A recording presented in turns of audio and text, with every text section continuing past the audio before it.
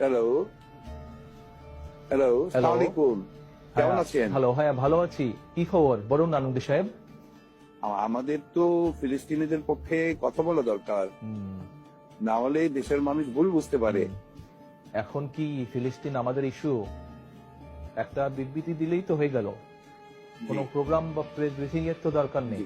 জি, আমাদের ইস্যু না, সেটা ঠিক আছে, কিন্তু হ্যাঁ। সব ইসলামিক দলগুলো তো চাচ্ছে। শুনুন, ওইসব দশজনের ইসলামিক দল কি আমাদেরকে ক্ষমতায় আনবে? এখন ইউএস, ইউকে আর পুরো ইউরোপীয়রা আমাদের পক্ষে আছে।